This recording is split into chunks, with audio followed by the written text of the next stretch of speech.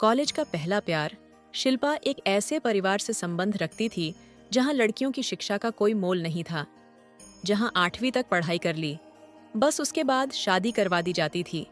पर शिल्पा के माता पिता ने उसे बड़े प्यार के साथ पाला और अपने घर परिवार मोहल्ले वालों से लड़ झगड़ कर शिल्पा को कॉलेज पढ़ने भेजा।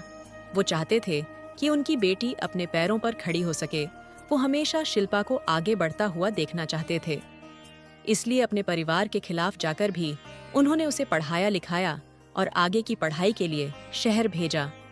गांव से निकलकर जब शिल्पा पहली बार शहर में आई थी तो उसे ये स्वतंत्रता, यहाँ का वातावरण, खुले विचार, बिना रोक टोक की बहुत पसंद आ रही थी, क्योंकि लड़के भी कॉलेज में पढ़ते थे।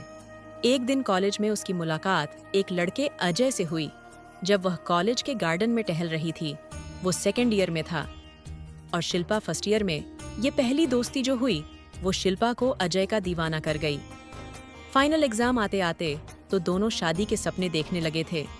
अजय का तो वैसे भी आगे पढ़ने का मन नहीं था, उसको तो वैसे भी अपने पापा का बिजनेस संभालना था, इसलिए उसके लिए ग्रेजुएट होना ही बड़ी बात हो गई थी।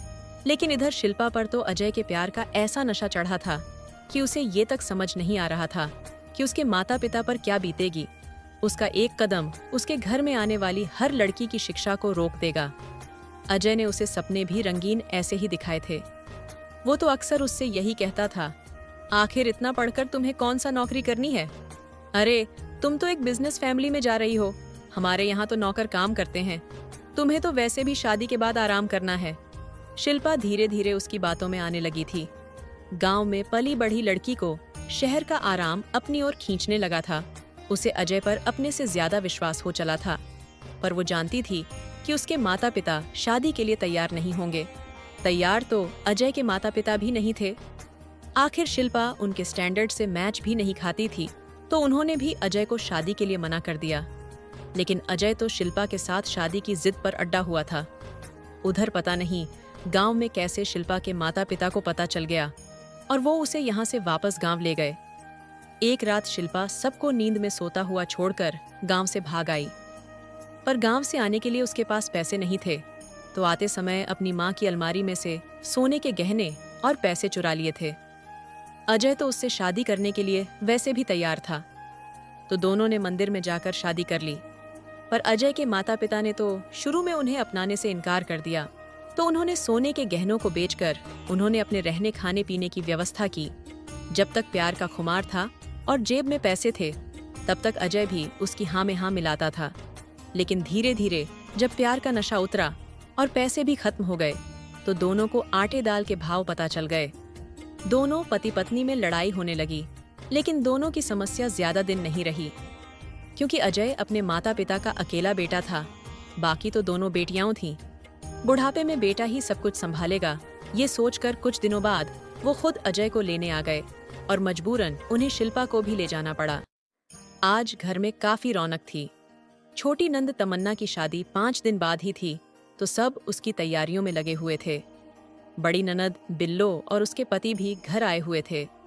सब लोग पिताजी के कमरे में बैठकर इसी बारे में बात कर रहे थे, जबकि घर की बहू शिल्पा सबके लिए चाय नाश्ते की तैयारी कर रही थी। जैसे ही चाय नाश्ता तैयार हुआ, वो सबका चाय नाश्ता लेकर उनके कमरे में गई। लेकिन उसके कमरे में प्रवेश करते ही सब लोग नाराज होने लगे।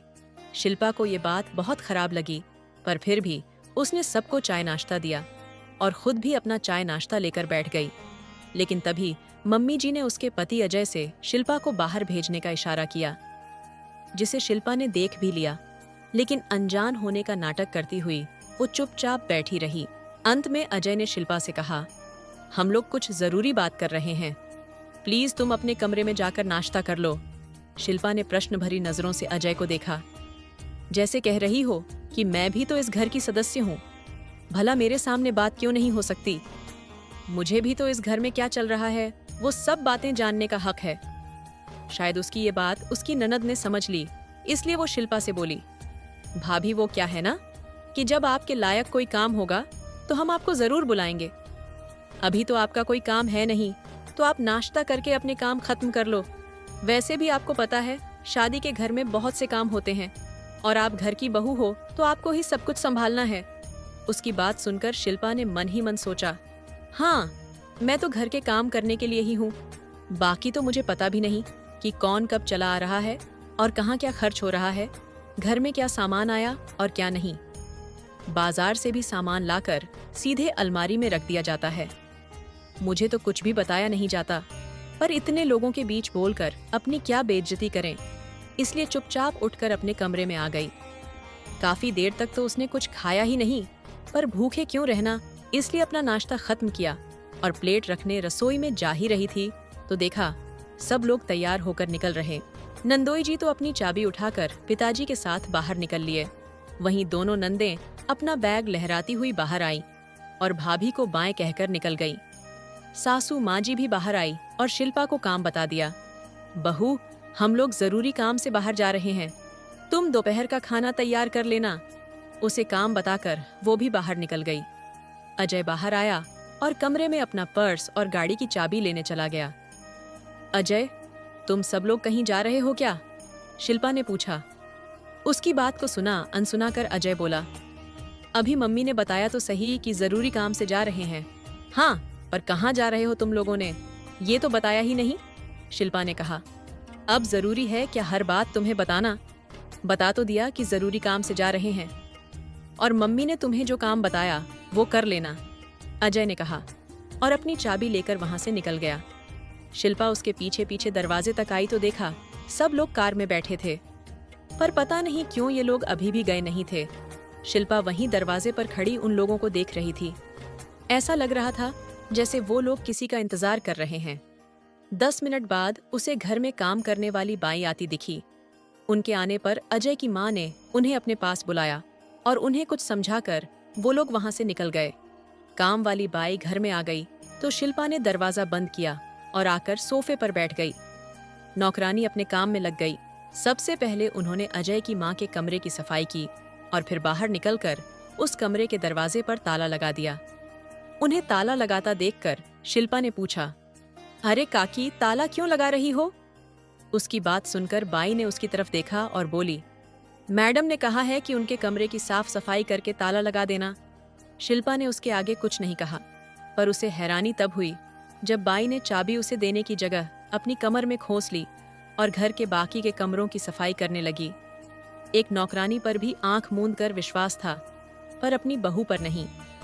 माना कि बाई यहाँ कई सालों से काम कर रही है, पर वो भी तो इस घर की इकलौती बहू है आज, नहीं तो कल उसे ही तो सब कुछ संभालना है। खैर, शिल्पा ने देखा कि जैसे जैसे काम वाली बाई सफाई करती जा रही थी, वैसे वैसे सब कमरों पर ताला लगाती जा रही थी।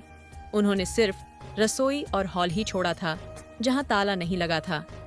शिल्पा ने कहा, काकी, आप तो जा रही हो, अब सारे कमरों को ताला लगा दिया तो चाबी भी दे दो, नहीं तो जब वो लोग आएंगे तो दरवाजा कैसे खोलेंगे? उसकी बात सुनकर बाई बोली, माफ करना बहुरानी, पर मेम साहब ने मना किया है आपको चाबी देने से। उन्होंने कहा है कि ताला लगाकर चाबी पड़ोस वाले शर्मा जी को दे जाना। कहकर बाई घर से निकल गई, जबकि शिल्पा सोफे पर बैठी एकटक उन्हें जाती देखती रह गई। शिल्पा सोच रही, कहाँ ऐसे सपने देखे थे कि बहुत खुशहाल जीवन जिएगी, उसका पहला प्यार उसको मिल गया है, पर अब ससुराल वालों से पाला पड़ रहा था कि कहाँ तो घर में नौकर चाकर काम करते थे, अब ले देकर के एक काम वाली बाई रह गई जो भी घर की साफ सफाई के लिए आती थी। बाकी रसोई का सारा काम शिल्पा के हिस्से में डाल दिया गया। अब तो अजय भी पूरी तरह से अपने माता पिता के कहे में रहता था। शिल्पा के हिस्से सिर्फ जिम्मेदारी आई थी, उसे कोई अधिकार नहीं दिया गया था। आज उसे पछतावा हो रहा था क्योंकि उसने अपने ही पैरों पर कुल्हाड़ी मार ली। अपने माता पिता का दिल दुखाकर वो यहाँ कहाँ खुश है। इतनी देर में घड़ी की तरफ देखा तो दोपहर के 3 बज गए। तब तक सब लोग घर आ गए। अजय पड़ोस वाले शर्मा जी के यहाँ से चाबियां ले आया। हमेशा की तरह सामान सीधे सब सासू जी के कमरे में गया। अभी सब लोग सामान के साथ सासू माँ के कमरे में ही थे कि शिल्पा उन लोगों को खाने के लिए बुलाने आई। उस समय छोटी ननद अपने सोने के गहने पहनकर दिखा रही थी, जिसकी शॉपिंग शायद आज ही की गई थी। एकदम से शिल्पा को आता देखकर उसने फटाफट ज्वेलरी निकालकर बैग में रख दी। वहीं सासू जी शिल्पा को देखकर गुस्से में बोली, बहू, तुम्हें बिल्कुल तमीज नहीं है कि किसी के कमरे में कैसे जाया जाता है। तुम यहाँ मेरे कमरे में क्या कर रही हो? अचानक सास जी के सवाल से हड़बड़ाती हुई शिल्पा बोली, जी, मैं वो आपको खाने के लिए बुलाने आई थी। उसकी बात सुनकर अजय नाराज होकर बोला, खाना क्या भागकर जा रहा था? आकर खा तो रहे थे। यूं एकदम से मम्मी के कमरे में आने की हिम्मत कैसे हुई? अजय ने जिस तरीके से दुत्कारते हुए शिल्पा से कहा, उसे शिल्पा बिल्कुल बर्दाश्त नहीं कर पाई। उसकी आंखों में आंसू आ गए और वो बोली, ये आप मुझसे किस तरह से बात कर रहे हैं? मैं भी तो इसी घर की सदस्य हूँ। मैं भला इस कमरे में क्यों नहीं आ सकती? नहीं आ सकती तुम मेरे कमरे में। मुझे नहीं पसंद है तुम्हारा यहाँ आना। यहाँ सारा कीमती सामान रखा होता है। अचानक से सास बोली। उनकी बात सुनकर शिल्पा को ऐसा लगा जैसे कोई उस पर चोरी का इल्जाम लगा रहा हो। आपको मुझसे ज्यादा काम वाली बाई पर विश्वास है, जबकि मैं आपके घर की बहू हूँ। मैं घर में मौजूद थी, फिर भी आपने बाई से कमरों में ताला लगवाया और चाबी पड़ोस के घर पर दे दी। माँ जी, आपको मुझ पर रत्ती भर भी भरोसा नहीं है? शिल्पा ने कहा। हाँ, नहीं है मुझे तुझ पर भरोसा। भला हम तुझ पर भरोसा क्यों करें? अरे, जो अपने माँ बाप की नहीं हुई वो हमारी क्या होगी? तू तो तेरे ही माँ के गहने चुरा के भागी थी ना? याद है कि भूल गई? फिर तेरा क्या भरोसा हो कि तू हमारे गहने नहीं चुराएगी? ये सुनकर शिल्पा बिल्कुल हैरान रह गई। उसे ऐसा लगा जैसे किसी ने आईने के सामने खड़ा कर उसे शर्मिंदा कर दिया हो। अपनी इस प्रतिबिंब को तो वो देख भी नहीं पा रही थी और ना ही कुछ कह पा रही थी। इसीलिए अपने आंसू लेकर कमरे के बाहर निकल गई और अपने कमरे में जाकर बैठ गई। आज सचमुच उसके माता पिता का चेहरा उसे याद आ रहा था।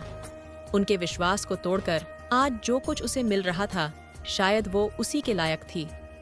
दोस्तों, आशा है आप सभी लोगों ने कहानी के मूल महत्व को समझा होगा और अपने जीवन में कोई भी फैसला बहुत सोच समझ कर लेना चाहिए। कहानी अच्छी लगी हो तो वीडियो को एक प्यारा सा लाइक करें और चैनल को सब्सक्राइब जरूर करें।